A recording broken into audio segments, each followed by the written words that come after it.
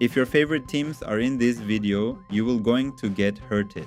Because this video slaps everyone who believes favorites always win right across the face. In this video, you are gonna watch a goalkeeper's tears. You'll watch a nation's 24-year dream breaking down in just 180 minutes. And you'll watch one player crush a million hopes in just 22 seconds after stepping onto the pitch. The 2026 World Cup, even in the group stage alone, has already created moments that will be remembered in football history. European champions dropped points, giant favorites fell apart, and weak teams stopped world powers in their tracks. Before we're going to live through every single one of those moments together, subscribe and like.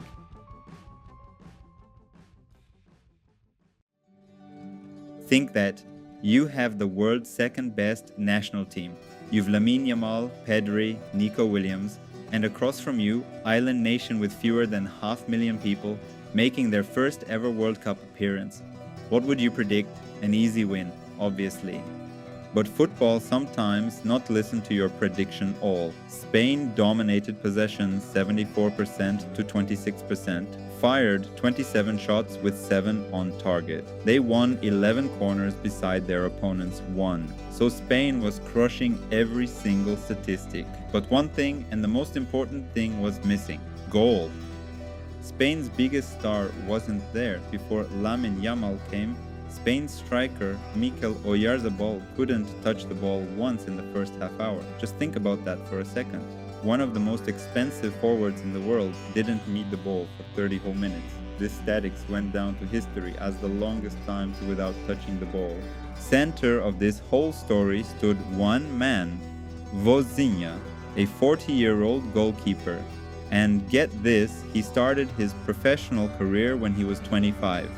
He pieced together a career in Angola, Moldova, Cyprus, Slovakia before finally landing in Portugal's second division at Chaves.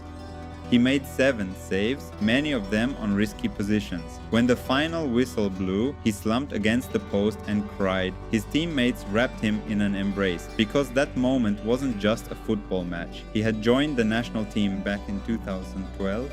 He had even thought about quitting at times, but he kept going because of this exact dream.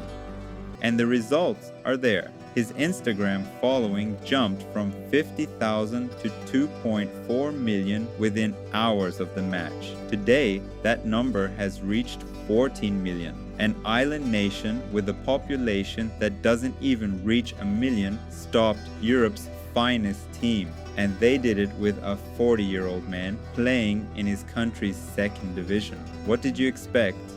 An easy Spanish win. What did you get? A grandmother's tears. Now it is time to change the pace. The funny part of the video. Belgium, the team they call the Golden Generation. De Bruyne, Lukaku, Doku, all there. Across from them, Egypt, a nation that has waited years for that. What was the expectation? Belgium's quality presses through, they win, they move on. But Egypt scored first. Imam Ashur fired a powerful strike from outside the box past Belgium's keeper. Belgium searched for the response: this. De Bruyne's free kick hit the post. The goal just wouldn't come. Now here's where it gets funny. Romelu Lukaku came onto the pitch. He didn't pass, didn't shoot, didn't do anything. He just stood in the box. 22 seconds later, simply by the confusion his presence caused, Egypt's Mohamed Hani scored an own goal. Think about that. A man stepped onto the pitch and changed a match within 22 seconds without doing a single thing. That's not talent, that's just existing.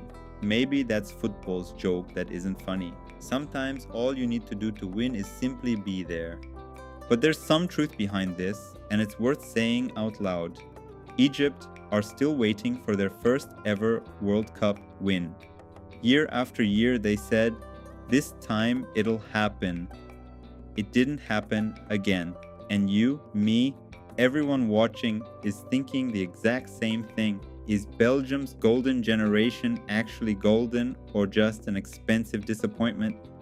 Up next, we are going to see the team who shot 62 times and can't find a goal. Uruguay, South America's classic powerhouse. On the other side, Saudi Arabia, still trying to find its footing under a manager who had only taken charge 2 months earlier. Everyone's prediction was clear, an easy Uruguay win. But Abdulela Al-Amri was first to react to a rebound off the goalkeeper's save and put Saudi Arabia ahead. Uruguay went into halftime trailing 1-0. In the second half, they threw everything at it. They fired 27 shots in total, 20 of them in the second half alone. But standing in their way was a wall. Goalkeeper Al-Awais delivering one extraordinary save after another.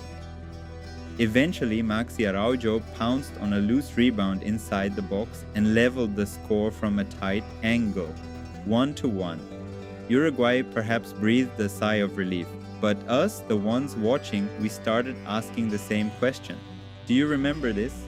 Back in 2022, when we saw Saudi Arabia beat Argentina, we all said that was a fluke. Now we're seeing it again, and nobody's calling it a fluke anymore. Sometimes a nation doesn't just have a lucky day. Sometimes that nation is simply showing you it's no longer what it used to be on the pitch. Now is the most mind-boggling part of the video. This time we forget the everything we thought we knew. Brazil and Morocco were the only two top 10 teams to face each other in the opening round of the expanded 48-team tournament. So this wasn't a simple group match, this was a genuine clash between giants.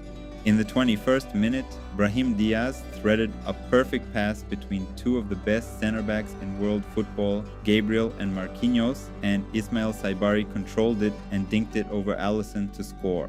Morocco was ahead, and they hadn't just scored an ordinary goal, they'd made it look like art. It took Brazil 11 minutes to respond. In the 32nd minute, Vinicius Jr. exchanged passes with Bruno Guimaraes, cut inside and bent a wonderful strike into the top corner against the run of play. Now let's look at the numbers because the numbers are talking. Morocco had 12 shots in the first 30 minutes alone, more than Brazil's saw previous 6 full World Cup matches combined. Just think about that for a second. In the first half of a single group match, Brazil conceded more shots than they had across 6 entire matches. And the match held its tension right until the final second. In the 98th minute, Alisson saved a long-range effort from El Ainaoui, then reacted instantly to deny the follow-up rebound too. If Alisson hadn't been there in that moment, this video would have opened completely differently. Statistical part is every one of the previous 8 matches in which Vinicius scored had ended in victory for Brazil. This was the first time that streak was broken, so even Brazil's most trusted weapon fired, but this time it wasn't enough. Ancelotti admitted after the match that he was worried. Just think about that. One of the best managers in football history, worried after his first match. If you're feeling the same thing, you're not alone, because all of us are asking the same question. Is Brazil really the favorite here? Or are we just still believing in an old name? Up next, we'll see that player who sat on the bench and directly contributed to 5 goals in 2 games. Now it is the heart-wrenching part, because this section won't make you smile. We are gonna see the team who eliminated with producing new record. 24 years, a full 24 years, Turkey waited to return to this stage. There was a golden generation, Arda Güler, Kenan Yıldız, and there was a captain, Hakan Çalhanoğlu. Everyone expected it. This time, they'd get through. First came to the loss to Australia, then the Paraguay match, and here's where things turned. Paraguay's Matias Galarza fired home from long range after just 64 seconds. The tournament's fastest goal, eclipsing Morocco's 71-second strike against Scotland. Just think about that. And things got terrifying a minute later. Miguel Almiron was sent off in first half stoppage time, confirmed by VAR from Paraguay. The first time this new rule had ever been applied at this tournament. So even with their opponent down to 10 men, Turkey couldn't find a goal for more than 70 minutes. Turkey were inventive, constantly threatening. Kenan Yıldız and Arda Güler had chance after chance, but fell apart in front of the goal. Just 5 shots on target, an XG value of 2.12, and 50 touches inside the opposition box. No product, no goal. Stop here for a second, because this number isn't just a statistic. Turkey set the record for the most shots without scoring across any two-match span in World Cup history. 62 shots total across both matches.